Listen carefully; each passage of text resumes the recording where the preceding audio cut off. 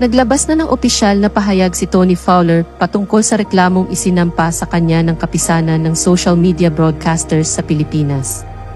Matatandaan noong nakaraang araw lamang, pumutok ang balitang nagsampa ng kaso ang KSMBP ay laban sa actress-vlogger sa paglabag umano nito sa Cybercrime Prevention Act of 2012 dahil sa mga malalaswang music video na inilabas nito online. Matatandaan na binigyang diin ng KSMBP ay na minor de edad ang isa sa mga kasama sa music video at ipinakita ang sex organs ng lalaki.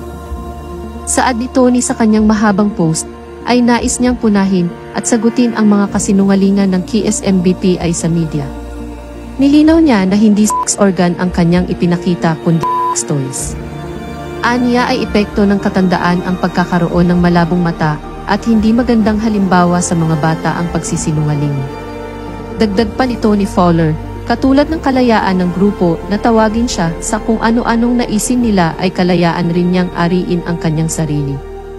Gaya ng pag-aari niya sa kanyang sarili, katawan, pagkababae at higit sa lahat, ang nais niyang gawin lalo na at hindi naman niya inaapakan ang ibang tao.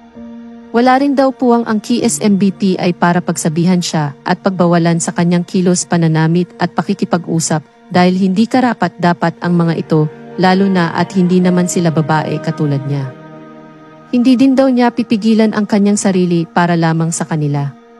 Kung dumating man raw ang araw na ipakita niya sa madla ang ilang sensitibong parte ng kanyang katawan, ay wala silang pakialam dahil katulad ng music video niyang MPL hindi niya pinilit ang mga tao na manood nito.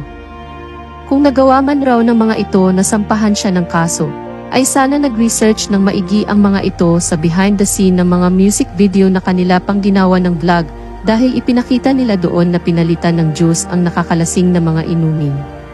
For artistic purposes lamang umano ang mga bote ng alak at hindi nila prinopromote ang pag-inom ng tequila. Sadyang props lamang o daya ang tawag sa mga ito. Dagdag pa niya ay maraming pelikula ang gumagamit ng mga alak bilang props sa mga palabas at hindi ang kanyang music video ang unahang gumawa nito. Wala rin daw minor de edad na gumawa ng malaswang eksena sa kanilang music video. Hindi na ito naiiba sa mga pelikulang ipinapalabas kung saan kasama ang ilang child stars sa mga sensitibong eksena. Ayon pa kay Tony Fowler ay hindi na dapat sinsensor ang usapang sexual sa mga kabataan dahil sa parte ito ng realidad na kung saan mas nagiging bukas ang isipan ng mga kabataan sa mga isyong nakapalibot dito, lalo na ang mga karanasang kadalasan ay mga kababaihan ang nakakaranas.